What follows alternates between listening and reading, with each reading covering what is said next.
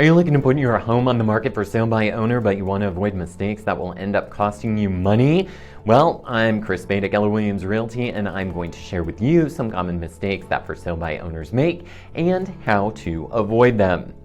Now, the first thing is pricing. Now, almost any realtor you call will come out to your home for free without any sort of obligation to list with them, and they're going to bring you data to help you decide on the right price.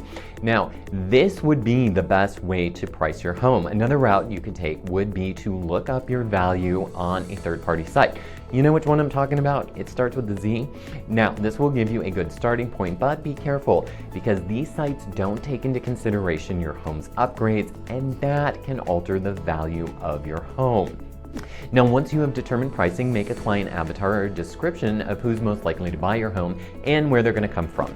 Go onto third-party sites or some other property search site and put your buyer's hat on. Look for homes in your areas the way a potential buyer would. The homes that you find online, those are going to be the ones similar to yours, and those are going to be your competition. Now you want to price your home aggressively compared to your competition, so that way your home comes across as a great value and want buyers to come and see it. Remember, buyers are filtering online which homes they will go see long before they ever get into the car to go see yours. Your job is to simply get them there.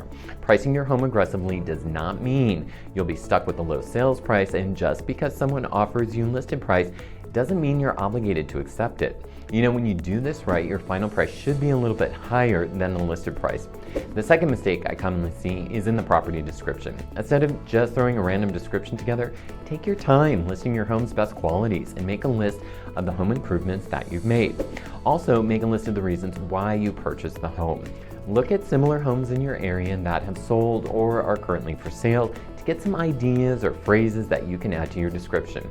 Be sure to have someone review the description and spelling for grammatical errors before publishing it to keep the listing looking professional. Have someone read the description to you with your eyes closed. How did that feel? If it sounded great, then you did something right. The third mistake is leaving money on the table. Why sell your home when you can get top dollar? The National Association of Realtors, or NAR, conducts a research and puts out a market report each year.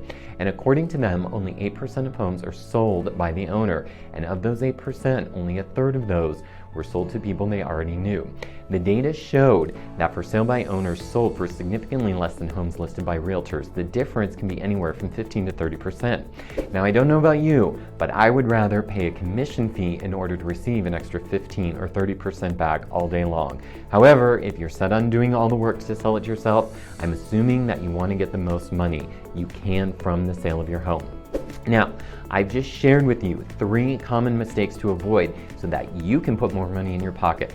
Now, full transparency here, there is much more that I do as a realtor to get top dollar for your home, which is why you should always consider selling with a real estate professional like me for a smooth transaction process. Again, this is Spade with Keller Williams Realty, where I take the stress out of your real estate transactions.